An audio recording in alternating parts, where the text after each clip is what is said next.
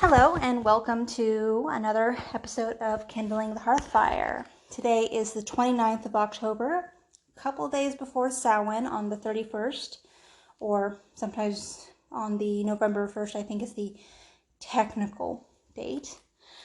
I want to welcome you to another episode of this podcast. And before we get started, we're doing a little bit of housekeeping. One, introducing this as a Patreon-supported podcast, and we're introducing a sliding scale on Patreon, which means if you want to support the podcast for as little as $1 a month, you get access to everything on the page, whether it be a one-time donation or just a monthly subscription.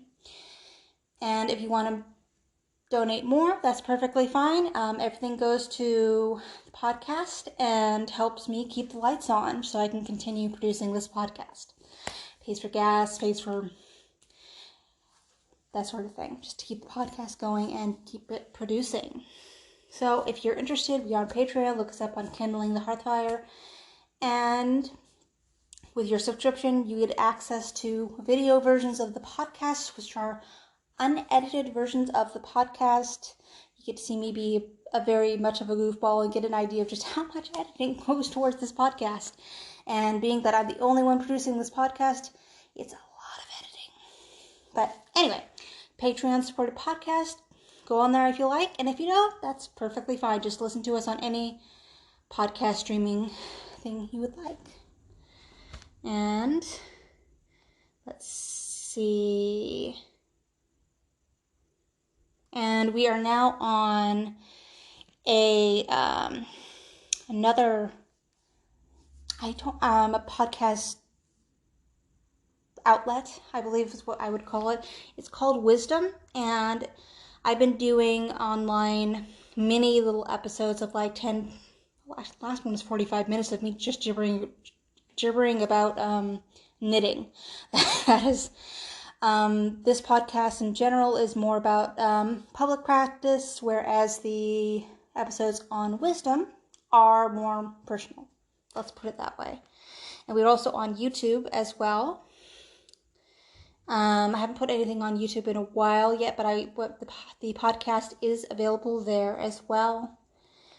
And another thing I'm introducing is, well, not introducing, but being a little bit more active with the prayer list. And what the prayer list is a group both on Facebook and also just on the podcast that if you have a prayer or you need some good thoughts sent somewhere or good energy sent somewhere, put your name in there, either by emailing me through kindlingthehearthfire@gmail.com or posting on the page on Facebook. Now, it's a I don't know what to say. It's a private group so that I can protect people's privacy and people can able to post there and not have all the information out there and everything. So if you want to look us up on Facebook, we do have a page on Facebook that is connected to the podcast's page as well. So if you've got a prayer that you would like posted on there, let me know and I will put you in the runnings. I will put you in a list, and either I will mention the prayer list on the podcast or on the group itself on Facebook. And I also have a private personal altar of my own, and on a mostly weekly basis, I do pray to that and give offerings and things of that nature. So that's an option there. And that's options there. And that seems to be about all the housekeeping that we need to do at this point. The prayer list that I have on YouTube, there's Wisdom, and the Patreon sliding scale. We're good. Okay, so moving on to the next section. So the next section we're going to be discussing is a brief synopsis, very brief, of a deity of this particular occasion, very much associated with this time of year, and a very complicated deity. Very, very complicated, as are most Irish deities, if I can be perfectly honest. In the particular deity, I could talk, I swear. Let's try this again. So this next section is the deity for this episode that we're going to be talking about, as I said in the previous episode, is going to be the Morgan. And depending on the translation you get, or how it's spelled, or where the fada is placed in the name, her name or their name, depending on what's in, where you're finding it, and what translation you're taking it from, it can either mean Shadow Queen, Phantom Queen, or Queen of the Dead, that sort of thing. Depending on how it's spelled and what's in there, it can mean many things, many of those different things. I really can't stand this. Alright, so this next section, we're going to be talking about a deity, and the deity of this particular occasion is going to be the Morgan. They are a very complicated deity, and that's putting it lightly. Depending on the translation you're looking for or looking at, and the spelling and where you're getting your translations from, the name, the Morgan, can either be a title or it can be a personal name for a single entity, being, deity. It's both in many translations of Irish lore. So if you're looking at the lore, you're not going to get any clarification there. So it can be their title or a personal name for a deity, or the title for a group of deities.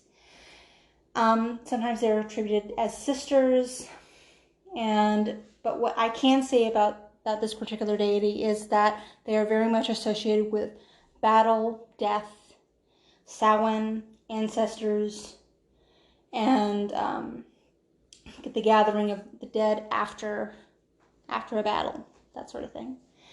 And she's very much a battle deity. And she's also a shapeshifter. One of the things that she does transform into is, the one that comes to mind is actually a red heifer or a red cow. She's also been known to, I believe, a snake is one of them, and a number of other places. She's, gosh, what else has she transformed into? Also a crow, several different transformations, and most of the ones that I know of are actually found when she's interacting with Cuchulainn in the Táin, when she's prophesying about his death and offering her service to help him in battle and that sort of thing. And that whole interaction between them is a fairly interesting one, where she's prophesying about his death and offers him a chance to get out of it, and basically he tells her to shove off, and she's like, okay, well, fine, I'm going to make sure that you die in battle, and that kind of thing. It's an odd interaction depending on your translation, but there's if you want to look at the Táin and look at translations from it, it's a very interesting interaction, and there's a lot of things about her. They're involved there. There's also the first and second Battle of Moytira, if you want to look over there.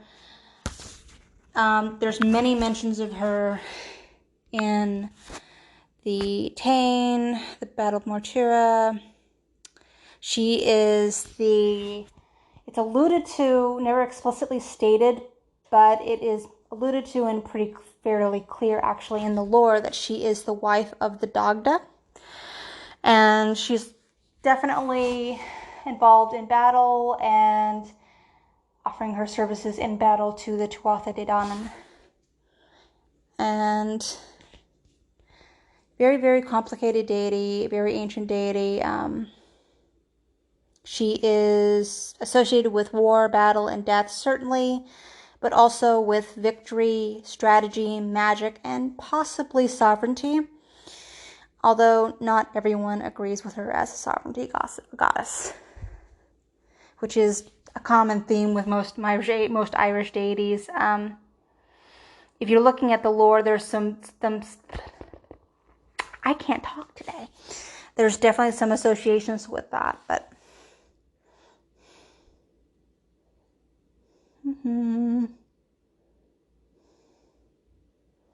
She incites warriors to fight and also terrifies those she has set herself against.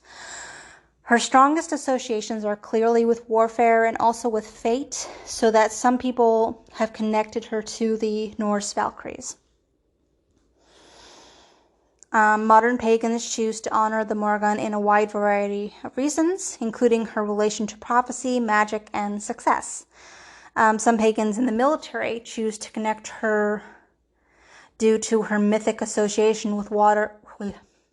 Yeah, that's an association for you. With war, battle, and warriors. Witches sometimes relate to her for her magical skill. Offerings to the Morrigan can include milk, cream, butter, weapons, whiskey, and some people do choose to offer her blood, although that can be somewhat controversial. Okay, and I will give you a list of sources if you want to dig a little bit deeper into the research. Once again, this is just a short little preview. There's lots of stories about this deity and lots of resources you can look for. And I will include some of them in the show notes if you want to take a look and find out more. And if you want a brief synopsis, one place to start would be Pagan Portals, Gods and Goddesses of Ireland by Morgan Daimler, I believe. Let me take a quick look. Morgan Daimler wrote this, A Guide to Irish Deities, yes. If you want a quick look, it's like 1 or 2 pages that she lists in there and gives you a whole bunch of sources in the bibliography and at the end of the Morgan's section. Good book to pick up if you want a brief description of most Irish deities. Or at least the ones that you probably have heard of. Alright, so on to the next section. Okay, so the next section is going to be a book review. And this time around, I'm actually going to be moving into the fiction section of the genre. The fiction genre. And this is a fairly recent book. Fairly recent for me anyways. I found it in the library. I'd heard about it before, but I was a little bit reticent to read it because I had just I was so over the Twilight fad. I didn't like the books. I didn't like the movies. I thought they were crap. But anyway, moving on. I was a little reticent about this particular book because I was looking at the show and it looked a little bit too similar, but I went ahead and picked up the book. And it's called A Discovery of Witches, in case you haven't heard of it. Let me see if I can draw up the author. Because, of course, I have that right in front of me, of course. But it's right here on my Kindle anyway, So A Discovery of Witches. Let's see. It's Deborah Harkness. That's who it is. So this is the first of a trilogy. I'm getting into the second book at this point. I'm not liking it as much as the first, but the first was actually a really good book in my estimation. It was a very quick read. I'm a bit of a history buff, and I loved all the little snippets of history that was inserted into there. The story was good, and I thought that the romance was believable to a certain extent. The only thing I didn't like about it was the common trope of making witches into their own species or race. I have issues with that on a personal level, but that's pretty much the only qualm I have with it. It was very complicated plot, and I like complicated plots. Thank you. And it was a great read. It was very fun. Something I didn't really have to take that seriously. I didn't have to go get my history books out to find out all little terminologies and things like that. It was actually a really great, quick read. And I liked the characters. They were really fleshed out. And the plot was, like I said, very complicated. And I really love complicated plots. And the romance was believable. So I definitely would recommend this book if you want a quick read that has a little bit of history to it, has a little bit of romance, but isn't too complicated. Well, I won't say it's too complicated, but it's enough to keep your interest, definitely. I love the book, and I would definitely recommend it to anybody who is a fan of those types of books, either paranormal romance or historical romance, that type of thing. It's a little bit of both for anybody who would like to pick one up. Okay, so it's not a new book. I'm still reading the second one, and I'll be moving on to the third one. The world that she creates is phenomenal. I really love it. I could go on and on about all the nice things about this book, but it should be available in pretty much any book seller that you have in the area. I picked my copy up at the library because I really didn't want to spend money on it because I didn't know if I'd like it, but I would say that it would probably be worth purchasing the book personally, if I had the room space for it at this point. But yeah, it is a discovery of witches. It is a very good fictional book. It's a very quick read, and I would definitely recommend it for anybody who's interested in those particular genres. Okay. And our next section is, once again, another recommendation, a recommendation of 3 podcasts. And the first one I want to recommend is the Blind Boy podcast. It is a bit of a ramble. The whole podcast is a bit of a ramble. He also has a live podcast show. He's from Ireland. He's in Ireland doing his podcast and everything. So it's got a lot of history of Ireland, a lot of, not just history, but modern things that are going on in Ireland. So if you want a broad picture of modern as well as ancient or historical Ireland, Blind Boy podcast is definitely something I would recommend. It's a lot of fun. And he's got several hundred, no, it's I think a couple hundred episodes out at this point. I was told that it was recommended that you start at the beginning, and being the rebel I am, I did not, and I was able to get it, but I did eventually go back to the first couple podcasts episodes and went through it line by line, and you get a lot more in-depth picture of the podcast that way. But you can just start today on the latest podcast and keep going if you like. But if you want some context, go to the beginning. If you want somebody to listen to for a very long time and you want context, it kind of reminds me of Welcome to Night Vale in that way. Yeah, go to the beginning of heading to Night Vale, and that's the way to go with that podcast or that show. And this is very similar, but you can start at the latest podcast. So I definitely would recommend it, and I found it on Spotify, but it's pretty much everywhere at this point. Anywhere you can get a podcast from, this is available there. Just look up Blind Boy Podcast. Blind Boy is one word. And the second podcast I want to recommend is We the Irish. And it's a short little podcast. It's about maybe 20-30 minutes long at most. I think most of them actually range in more the 20-minute mark.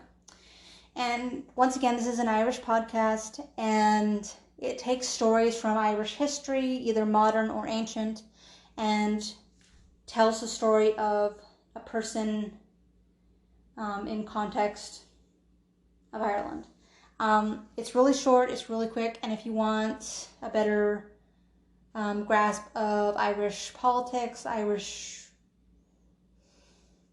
anything Irish anyway, Irish culture, that's the word I was looking for, Irish culture, this is another great way to do that. And it's really short, it's very quick, and I love the music. He actually produces the music on the show.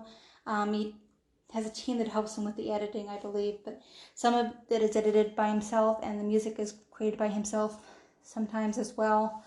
But it's a great short little podcast, and I believe they update it weekly. And it's called We the Irish, and it's a really great show. Okay, and the third is a content creator. She is called Chloe Taylor. And let me bring up her, no, I don't want to look at that. Let's see, podcasts and shows. Her show is called Divine Authenticity. She's also on YouTube, but if you want more content, it's on her podcast as well. And I like a lot of what she has to say, and she's also very down to earth and real while being in the magical community as well. So if you're looking for something a little uplifting but down to earth and real, I would definitely recommend anything that she puts together. She also does tarot readings as well. She's very much into that sort of thing on YouTube. Take a look there. But that's one other podcast I would recommend. I've been listening to her for a bit, and I just discovered the podcast several weeks ago. I've been watching her tarot card readings on YouTube beforehand, and I randomly discovered her podcast because she mentioned it on her tarot reading video and said, hey, guess what? I have a podcast, in case you didn't know. And I'm like, oh, you've got a podcast. Let's check that out. And I went in there and I liked what I heard, and she's very down to earth, got lots of good advice, and also very upbeat as well. So those are my 3 recommendations for podcasts that I'm listening to, and I would definitely recommend people to listen to as well. So this next section is going to be an apple pie recipe. There are tons of apple pie recipes out there. I'm not going to go with the Pillsbury one. I'm going to the one that is called the Little Spoon Farm. It's called Easy Apple Pie. Because it's easy. And easy apple pie, if it's a good one, is the best one to do. And there's not a lot in this recipe, which makes it far less complicated than you would think. Basically, the recipe calls for, you get pie crust, and you get those in most supermarkets. You need apples, granulated sugar, brown sugar, flour, cinnamon, nutmeg, lemon, and egg. I'm going to post a link to the recipe itself on the show notes. So if you miss anything, there you go. And you're going to need this equipment for this particular pie. And they're fairly basic. You need a 9-inch pie plate, of course, a rolling pin, or pretty much anything that's in a conical shape that can roll and has weight to it. My mother had a marble version of it. You don't need a marble one, but it's always nice because it has that heft and makes it so much easier to roll things out like dough. Anyway, so parchment paper, a whisk, spatula, pie weights or dried beans, a pie shield or foil, you want to use that, mixing bowls, measuring cups, and spoons. Okay, so part of the reason why I'm picking this recipe is it does talk about the fact that the apples you put in your apple pie are important. My particular preference is the same ones that my mother actually liked, which are pippins, which are hard to find. And I usually go to when I actually can go anywhere. I go up to Apple Hill, which is a couple-hour drive, but it's a consolidation of a lot of apple farms, and you can buy apples from them directly. And they know their apples, and I asked for pippins, and they're like, oh, we don't have pippins, but this one is similar. She swore by them. She hated Granny Smith apples. If you like Granny Smith apples, you can use them as much as you like, but according to my mother, they were the devil's apple. She hated them. She really, really hated them. She could go on for hours how much she hated them. I'm hearing her now just talking about it because I had the nerve to ask about them. Okay, there are many apple varieties, so whichever ones you want for the taste you're looking for, here are some options that you could use. Granny Smith, Honey Crisp, Jazz, Golden Delicious, Jonna Gold, and Pink Lady. They are what you want in an apple, isn't just for the taste. The taste is important, but mostly you want an apple that can survive being in the oven for long periods of time without breaking down and turning into mush. Because you kind of want to, when you're biting into that apple pie, you don't want mush. You want a little bit of a crunch when you're coming down with that apple. So you want an apple that can withstand being in the oven. And you can make your own crusts as well, but they mostly do that. My mother couldn't get a good, decent crust. She would just buy hers in supermarkets, and they work just fine. My great-grandmother, though, she could make a crust. She could also make biscuits and gravy, which were to die for. But she never told anyone her recipe either, and my mother was never ever able to replicate it, so store-bought is what we got, and that was just fine with everybody. They still loved her apple pie. How to make apple pie from scratch. Basically, apple pie is a lot of work if you're doing it from scratch. First, you need to both peel and core all the apples. And peel, core, and slice the apples.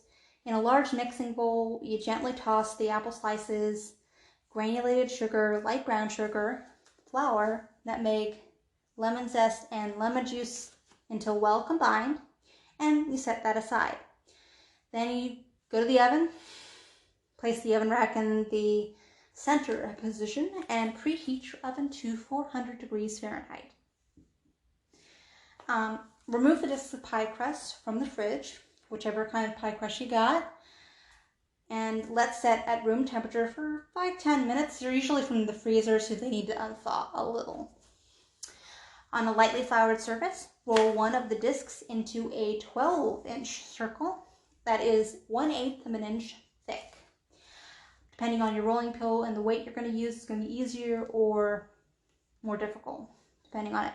Use lots of flour to make sure it doesn't stick to either the surface it's on or the rolling pin itself. Place the crust into the bottom of a deep dish pie plate. Then you spoon the apple pie filling into the crust, discarding any liquid at the bottom of the mixing bowl. Spread the apple slices evenly. On a lightly floured surface, roll the second disc of pie dough into another 12-inch circle that is, once again, 1/8 of an inch thick, and place the crust over the pie filling. Basically, you're making crust at the bottom, crust on the top. And using a sharp knife, bleh, I can talk, I swear. Using a sharp knife, you trim the excess dough from around the edges of the pie plate. And using your fingers, you can pull the bottom and top pie crust up and slightly away from the edge of the pie dish and pinch them together. There are many ways you can do this. One they mentioned in the recipe is you fold the edge under itself and press down to seal the edge in place. They've got pictures. Take a look at it. See if you can figure out what the heck they're doing. This isn't the type of crust that I would make, but you do what you know. Fold the edge under itself and press down to seal the edge in place. Rotate the pie a quarter turn and repeat until all the edges are neatly tucked in. You need a firm seal on it. That's what you're looking for. My mother used to she would make it fancy. She would use a fork and piece it together and turn it into a really fancy looking crust. She'd been doing this for like 20 some odd years, so if you can't do fancy, just make sure you have a good seal around the pie crust. You place the pie dish onto a baking sheet in order to catch all the drippings that are going to come out of this pie, and gently brush the surface of the dough with the egg wash and sprinkle sanding sugar on top. Use a sharp knife to cut vents in the crust. That's a very important step because as the heat comes up into the pile, it will expand the crust, and if there's no escape, the pie crust will explode. And I know this from personal experience, and it can make a hell of a mess in your oven because it is caramelized sugar that you'll be cleaning out of your oven. So cut slits in your pie crust, please, to avoid said cleanup. That was a lovely Christmas. In order to protect the edges of the pie from over browning, use a long strip of aluminum foil, about 38 inches long, just enough to make a round around the pie crust. And by folding it in half lengthwise, and by then folding it in half again lengthwise, wrap it around the edges of the pie plate and over the edges of the crust. This is referred to as a pie shield. You can also buy them in cooking stores if you want to get a professional looking one, but foil works just fine. Personally, I found no issue with just having it be foil. A strip of foil around the edges of the pie keeps them from over browning while baking. It works. I don't know why. I have no idea about the science behind it, but it does work. So, here you go, and you bake the pie at 400 degrees for 25 minutes. After that 25 minutes, you remove the pie shield. Then you lower the oven temperature to 375 and bake an additional 30 to 35 minutes. You'll know the pie is done when the crust is a lovely golden brown and the juice is bubbling up the sides of the pan.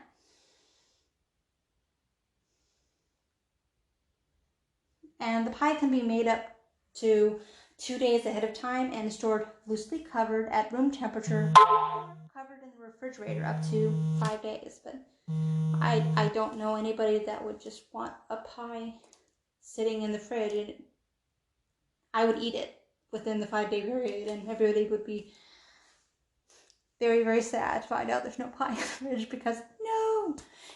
Anyway, but I'm not going to be leaving that pie in the fridge. Sorry, I'm just going to be eating it. That's just me. No shame to anyone who's able to leave it in the fridge, because when you're making it, especially during the holidays, making it beforehand actually makes everything else easier. So I definitely can see why you would do that, but I don't have the self-control to do that. I'm sorry. I'm not apologizing for it. Really, I'm not. I will enjoy my pie. You better make 2. So I have that one pie and then you have the other one for company. That's just how that was going to work. All right. So on to the next section of the podcast, which is going to be the calendar. Another couple of, let's see. There's going to be the next couple of months, what's going on in the paganosphere, and see if there's any events in your neighborhood that you want to join in on. So what's coming up in the next calendar month or 2 is we've got the morning dedicant reading group kind of get together. Basically, they read a bit of a dedicant of a book that is on the dedicant list. So if you're doing the reading for the dedicant path, that's a really great thing to get involved in. And starting on November 1st, we have the Prayer a Day event begins. And as the name implies, you basically write a prayer for each day of the month. Doesn't matter what kind of prayer it is, doesn't matter how long it is, it's just a prayer day. Kind of like NaNoWriMo, except it's prayers. And you can find the group on Facebook if you want to take a look at some of the prayers that are being listed in and get inspiration for that type of thing. Alright, what's coming up in this next month? Next month, this seems to be pretty low-key. Not a lot going on in the way of rituals and things of that nature. November, December, not a lot of things that are going on. So yes, we have the morning dedicant reading on Mondays, and we have IRC chats, which are a weekly thing, and they have the weekly online ADF rituals. We have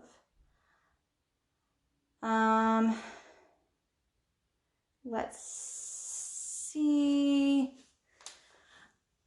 dedicated path discussion group. What the heck is that? Join others working on their DP online. If you have questions or want to discuss the DP, come hang out. That's another thing that's going on there. It's a weekly kind of thing. We have the ADF Mother Grove meeting, which is on the 24th of November coming up. And Oakley's submissions are due December 1st. Yeah, not a lot going on, but there are lots of things on the calendar, on the ADF event schedule calendar. If you want to take a look there, it's on the ADF website. If you want to take a look down there, there's not a lot of events that are happening at the moment. This time last year, yeah, there's not a lot cooked in there. I'm not sure what that's going on with. Let's log in here, see if I see anything else that pops up. Festival season is very much over at this point. There's not a lot going on. I think the last festival that I'm aware of was in August.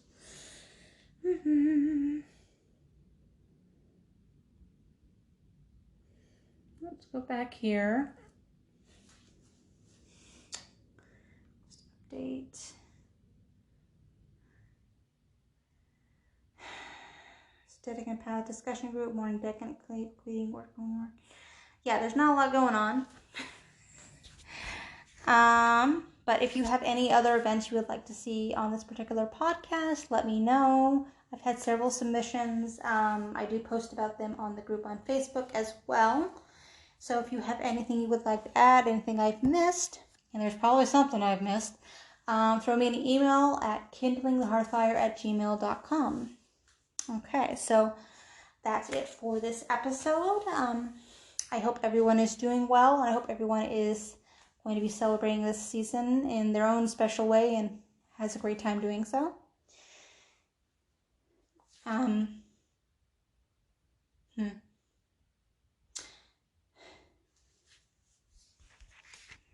Go with it at this point. Thank you everyone for listening. If you would like to continue supporting the podcast, once again, we are on Patreon, and go ahead, do it. Can't talk today. Okay, that's the end of our show this time around. Our next podcast will be coming out, let's see, let me pick a date randomly. No, not randomly. It's going to be in November, the end of November, which is the 30th of November. That's generally where I like to put my podcast, is at the end of the month. So next one is going to be the end of November on the 30th. So thank you guys for listening and putting up with me. One other thing I wanted to add to this is that I am actually starting up nighttime reading hours, and that will be starting up October 31st on Halloween, which is a Monday, and we will be doing that. Let's see what days we'll be doing that. Monday. It's 5 days a week, so we'll be starting that on the 31st of October. Let me just check real quick on the Facebook, because I just recently posted about it and I can't remember anything for more than 5 minutes, so I can't talk today. Okay, where is it? Facebook has made it so difficult to find anything. I know this does not need to be recorded, I swear. And I'll be editing and posting this tomorrow, so have at it at this point. Let's see, groups. Oh, Kindling the Hearthfire, not the prayer list, but the actual podcast. Let's see, I posted on here, what time should the nighttime reading hour be at? It's Monday, Wednesday, Friday, and Saturday nights. And the consensus at this point is going to be 8 p.m. on Mondays, Wednesdays, and Fridays, and Saturday. So that's when I'm going to be starting the nighttime reading hours. And each day is going to have its own theme. And I'm looking for books at this point to actually start reading. So let's see, how many books is this? Monday, Wednesday, Friday, Saturday. So 4 different books that I will be reading, or reading from at the very least, depending on what type of book they are. But that's going to be starting on the 31st of this month. So look out for that, and I'll be seeing you again on the 30th of next month, November 30th. So talk to you later. Have a great day, and thanks for listening, and may we continue to pray with a good fire. Ta.